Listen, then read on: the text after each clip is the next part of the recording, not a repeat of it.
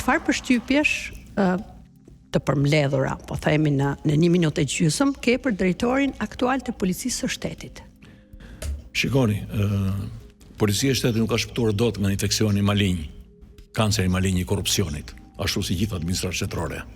Kjo s'ka lidhje me politikën, unë jam i depolitizuar, edhe unë e depolitizuar. Jam njeri i lirë, duhet të them. Dhe më pëlqen që ti themi gjërat siç duhet. Përderisa bota e qytetëruar, ambasadori amerikan që do vijë i ri deklaroi luftë kundër trafikut dhe korrupsionit, do thotë që ne kemi probleme dhe kjo nuk mohohet. Kështu që Policia e Shtetit nuk ka mundur dot që të shpëtoj. Bravo. Kjo gangren. Atëre janë larguar disa drejtorë, s'kan në emër.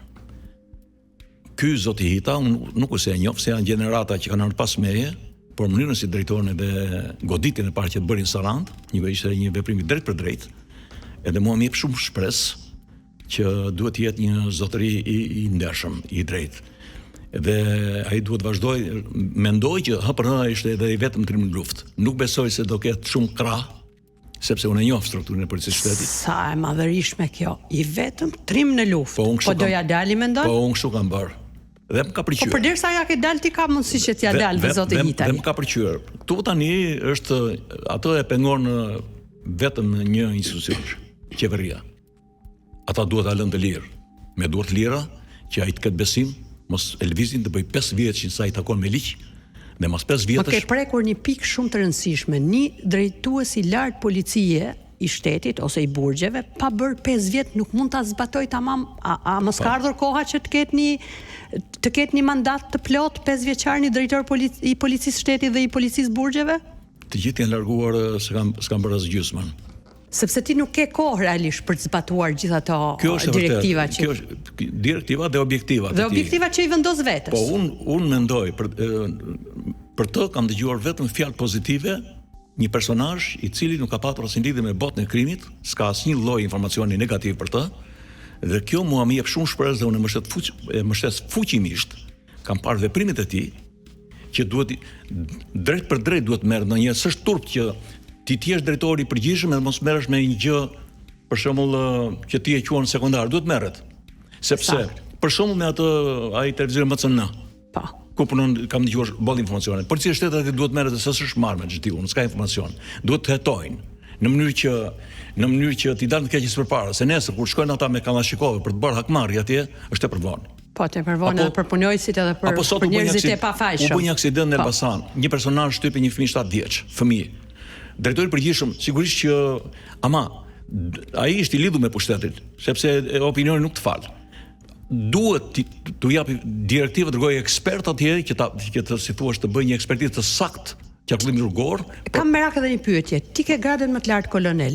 A zbatohen gradat në Policinë e Shtetit, sepse kur kam qenë drejtoresh në Policinë e Burgjeve, që kam drejtuar një burg Grash, kam parë shumë probleme tek gradat, të jashtëzakonshme. Ke shumë të drejtë. Kjo është grada më e lartë dhe unë përfaqësohem me gradën më të lartë që kam arritur. Në bazë, siç thashë më parë, detyrat e mia unë i kam marrë me meritokraci, jo me meritopolitik. Kështu që ajo është grada më e lartë, është marrë me djersh, me sakrifica dhe me mund. Dhe unë jam krenar, edhe duhet ta them këtë gjë sepse siç dihet, ju e dini shumë mirë, ne kemi edhe njerëz që nuk na duan, janë ata. Diskutim të gjithë.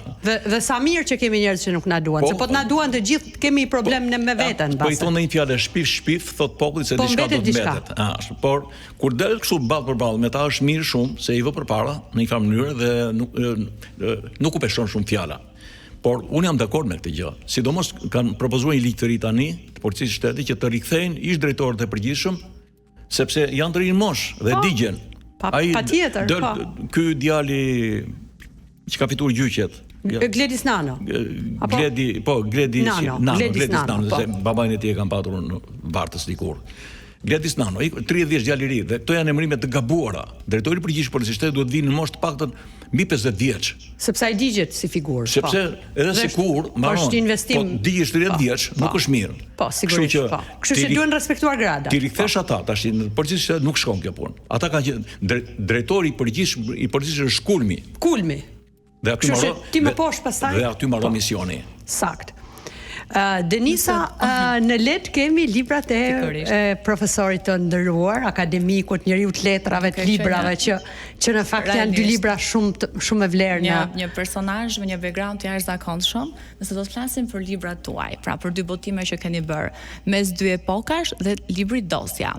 Çfarë ju ka inspiruar që të ndërmerrni këtë iniciativë për të shkruar dhe çfarë mesazhe keni dashur të përcjellni nëpërmjet këtyre botimeve? Shikoni vajzë, regjimi i shkuar mua s'më dha mundësinë që të studioj në universitet. Atë universitetin më kam bërë pas viteve 90. Dhe kam marruar në fakultetin Gjuhë Letërsi në Universitetin e Elbasanit. Dhe unë kam patur prirje.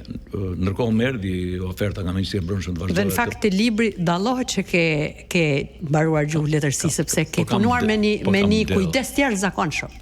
Po sigurisht. Dhe nga Ministria e Brendshme e kohës më erdhi oferta për të mbaruar Akademinë e Rendit, por unë nuk shkova. Se nuk më pengon ajo. Domethënë mjafton të kesh vullnetin, të kesh dinjitetin, të kesh, si thua, të kesh atë dhëna, inteligjencën dhe i realizon gjërat. Mund të marrosh Akademinë e Rendit dhe një blof, siç kanë dalë shumë të tjerë.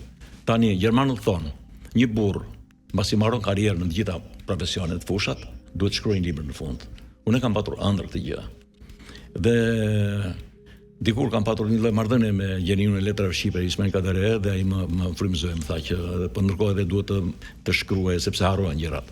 Kështu që unë titullova librin e jetës mes dy epokash, ku përfshin dy epokat e shkuara, regjimi dhe pas 90-ta, gjeneza e gjitha është libër politik, artistik, historik, i ka që gjitha, si thua, në një mënyrë përmbledhen, dhe është botuar për të parë në 2023-shin, është ribotuar 2024-ën, u ribotuar tani së treti në 2026-ën, bashkë me të, dhe dosja 4171. Të gjithë të ndjekin, sepse ti je personazh edhe i rrjeteve sociale, dhe më pëlqen ajo gjëja që i shtrin pak në rrjetet sociale. Shkruaj me përgjegjësi.